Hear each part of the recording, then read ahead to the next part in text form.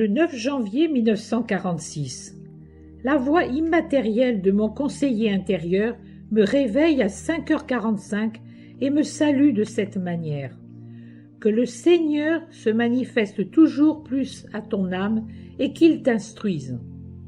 Il attend que j'aie bien savouré ce salut et que je sois bien éveillé, puis il ajoute « Écris ». Je m'assieds et je prends cahier et plume. Il me dicte alors « Tout acte de l'homme, même secret, a des témoins, l'œil de Dieu et l'ange que chacun a pour gardien. Mais chez les hommes aussi, certains actes d'une catégorie particulière requièrent des témoins. Ce sont précisément ceux dont la simplicité est difficile à accepter en raison de leur aspect extraordinaire. Ils sont simples comme tout ce qui vient de Dieu, car dans sa grandeur, c'est l'être le plus simple qui soit. Il n'est en effet composé que de lui-même, et il accomplit des actions pures, droites, des actions simples, en ce sens qu'elles ne sont ni tortueuses, ni corrompues par des intentions secondes. Les actions extraordinaires et celles de la grâce sont simples, comme leur origine. Mais la plupart des gens, en châtiment de leur matérialisme volontaire, ne peuvent plus comprendre cette sublime simplicité, de sorte qu'ils la nient, la tournent en dérision, ou encore l'accusent de fraude pour la déprécier et rabaisser ainsi Dieu dans les manifestations de sa grâce. La présence de témoins choisis parmi les hommes est alors exigée auprès de l'instrument de Dieu par prudence divine. Chaque instrument de Dieu a des témoins qui lui permettent de témoigner de la vérité et de la manière dont elle s'accomplit devant les tribunaux compétents. Ce fut le cas des grandes voix comme des petites, des grands saints aux actes retentissants comme des saints les plus inconnus en raison de leur vie cloîtrée ou secrète à leur domicile. Ce fut aussi le cas de ceux qui furent appelés à voir des apparitions ou à inaugurer une dévotion voulue par le Seigneur. C'est donc aussi ton cas, toi qui es une âme choisie pour porter la sainte voix aux hommes qui, pour vivre, ont besoin de croire, connaître et aimer. Tes témoins, ce sont le Père qui te réconforte et t'aide, Martha qui t'assiste et tes cousins sauvés grâce à toi. Quels témoins de ton action dans le Seigneur ne sont-ils pas? Satan n'agit pas contre lui-même. Ils appartenaient à Satan et sont maintenant à Dieu. C'est un témoignage 1000 fois supérieur à celui que constitue la façon dont tu vis, te nourris et te reposes. Et tu écris sans l'aide de livres ou d'autres éléments scientifiques capables d'expliquer la doctrine comme si c'était la tienne, alors qu'elle t'est donnée par la sagesse infinie.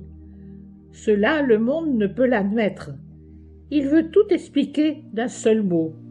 L'aide des sciences acquises.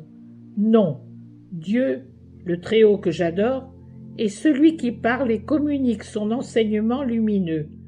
Gloire au Seigneur. D'autres témoins sont ceux que les amitiés, les circonstances et le hasard t'apportent.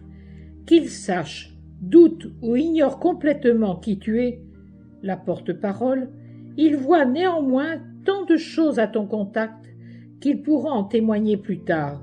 Or, il en faut. Ils sont nécessaires, mon âme. Ici, la sagesse éternelle m'a ordonné de te donner un conseil. Si le père Romualdo rencontre des supérieurs de l'ordre ou d'autres personnes de foi sûres et éprouvées, une foi non seulement en Dieu, mais aussi en l'œuvre de Dieu en toi, qu'ils ne leur interdisent pas de te connaître et de t'interroger. C'est pénible, mais les hommes les meilleurs sont d'éternels saint Thomas. Il leur faut voir pour être convaincus. Voir quoi? Mais l'instrument qui est simple et équilibré à tout moment et en toutes choses. Et voici cet autre conseil. Dans le cas d'une âme juste de l'ordinaire du lieu qui aurait soin d'examiner les écrits et demanderait des explications et des connaissances sur toi, alors que tu ne peux ni bouger ni te déplacer, que l'on apporte comme preuve principale celle des belles fanti, et si nécessaire, qu'on les mette en relation avec la personne qui examine ton cas. La déposition de Giuseppe est d'une importance capitale. Il y en a déjà une? Peu importe. La réitérer après un certain temps ne peut que lui donner plus de valeur. Ma chère âme, je t'ai répété ce que le Seigneur t'a déjà dit et je l'ai développé sur son ordre. Comportez-vous, le Père et toi, selon cet enseignement, car tout instrument doit avoir ses témoins, et il les a effectivement. Que la grâce du Seigneur soit toujours avec toi. La phrase de Satan qui écoute en cachette se trouve dans la dictée sur Satan. Hier, je n'ai pas pu écrire la réponse de Jésus à mes questions. Pourquoi Dora a-t-elle donc besoin de témoins? Est-ce parce que, une fois sortie de son sommeil spirituel, elle oublie ce qu'elle reçoit pendant ce temps? Bien que je me sois posé cette question à moi-même, Jésus m'avait répondu ceci. Mais toi aussi tu as besoin de témoins. Tout instrument de Dieu a ses témoins. Bernadette elle-même eut ses compagnes bergères comme elle. Pour Thérèse Neumann, ce furent ses parents et son curé, et ainsi de suite. Il en faut dans chaque cas pour manifester la vérité. Il avait encore parlé d'autre chose, mais comme je ne l'ai pas écrit sur le champ, parce que j'en ai été empêché, je n'aurais pu dire que cela pour ne pas risquer d'y ajouter quelque énormité de mon cru.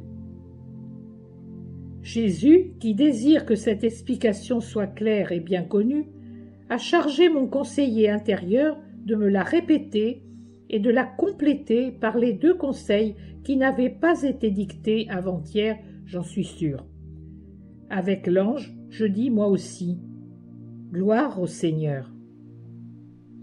Une voix parle, elle ne se révèle pas plus précisément, mais elle est toute grâce et paix.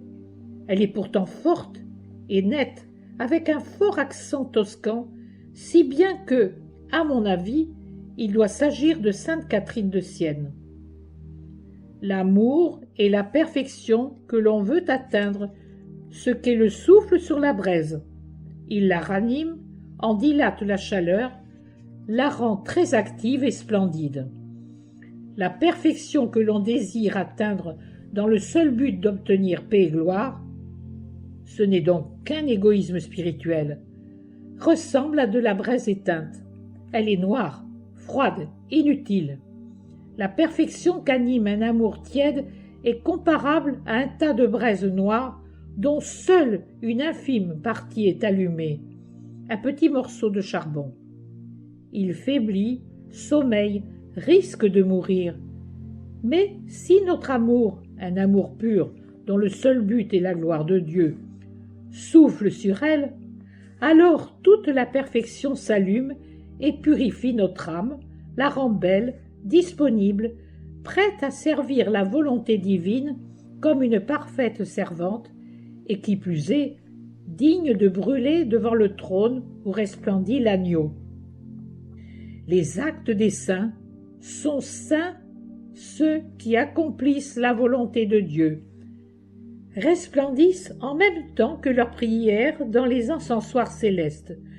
Plus l'amour par amour s'accroît, plus la perfection augmente. Aime totalement et tu seras tout à fait parfaite à la mesure de ce que la Sainte Trinité attend de toi. Qui suis-je? L'une des nombreuses inconnues. Et pourtant, je suis ta sœur, puisque l'amour a fait de nous des recluses de par notre désir d'être victimes en faveur des hommes et à l'exemple de Jésus-Christ.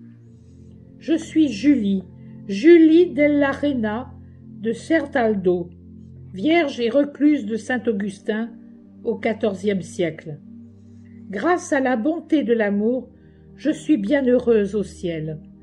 On fait aujourd'hui mémoire de moi en plusieurs lieux, mais pas assez.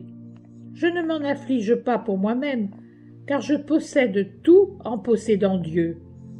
Je m'en afflige parce que je pourrais, si l'on faisait mémoire de moi, annoncer au monde une parole de salut, conseiller de revenir à l'amour dans lequel toute autre vertu se résume et où se cache toute paix et toute gloire. Adieu, ma sœur, demeure dans la paix du Seigneur. Le même jour, à 12 heures, Monseigneur dit au sujet de Antonin Raffaelli: Satan œuvre beaucoup. Il résiste, il persiste et prend pied en se servant d'appuis déjà existants, car il travaille sur un terrain de caprice et d'orgueil. Ses larmes ne manifestent pas le repentir du mal qu'il a fait, mais le découragement de voir qu'il fait mauvaise figure. C'est donc de l'orgueil et de la froideur de cœur. S'il aimait, il lutterait, il réagirait devant la tentation, et celle-ci ne prendrait pas le dessus aussi puissamment. Mais il ne montre aucune charité envers sa mère et ses sœurs. Là où manque l'amour et l'humilité, l'autre prospère et les aides ne sont guère utiles. Sans faire preuve d'une compassion qui serait déplacée, que l'on s'emploie à se battre à sa place par toutes sortes de moyens humains et surnaturels, puisqu'il ne veut pas le faire. Médecin et prêtre, et si son orgueil en souffre, c'est autant de gagné. Je voudrais voir cet orgueil brisé en lui. Je préférerais le voir lui-même brisé plutôt que de le voir devenir mon ennemi, et dire qu'il reçoit encore tellement de la Providence. Or, il l'a maudit. Il l'a maudit à l'incitation de Satan. Son subconscient produit parce que sa conscience est malade, et il prend plaisir à cette habitude. Cela ne va pas. Je suis bon, mais je ne suis pas sans justice. En outre, l'orgueil d'autres membres de sa famille, ainsi que leur ingratitude à l'égard de Dieu, contribuent à cet état de Antonio. Vraiment, Satan trouve un climat favorable dans certaines maisons. Détruisez son orgueil, et il sera plus facile de le libérer. Je demande: je voudrais savoir en quoi il diffère de Dora. Jésus répond: Dora est tourmentée parce que Satan voudrait la terroriser, la détacher de moi, se servir d'elle contre moi. Mais, pour l'instant, elle est bonne, elle-même, bien que cet amour la fasse souffrir. C'est un instrument pris entre deux forces opposées. Mais elle a, actuellement, la volonté de n'appartenir qu'à une seule de ces forces. Si elle persévère, elle deviendra un instrument utile. Chez Antonio, qui pourrait se trouver dans les mêmes conditions de double emploi, il manque la volonté d'appartenir à la force bonne, et cela parce qu'il manque d'amour pour moi. Il s'ensuit que l'autre se sert de lui à sa guise. Dans les moments de possession, il me hait carrément. Et dans les pauses, s'il ne m'accuse pas, il est tout à fait indifférent. Dans ses meilleurs moments, les plus rares, il fait des efforts vers le bien sous l'influence de quelques réminiscences de l'âme. C'est une bien triste situation. Il faudrait pouvoir l'arrêter avant que l'âme n'y consente pleinement. Te souviens-tu de cette leçon sur les damnés qui cherchent à s'approcher de Dieu par l'intermédiaire des justes? Ils ressentent pour Dieu attrait et horreur. C'est là leur tourment. Or, il se trouve largement dans cette situation. Il sent que la paix est en moi et que seul Dieu peut le délivrer de sa torture. Mais il ne sait pas aimer Dieu. L'enfer n'est pas seulement dans les profondeurs. Ces 2 points doivent vous servir de guide à Romualdo et à toi. Épargnez sa mère déjà blessée, qui n'est en rien coupable de la chute de son fils. Exhortez-la seulement à prier beaucoup, beaucoup, beaucoup.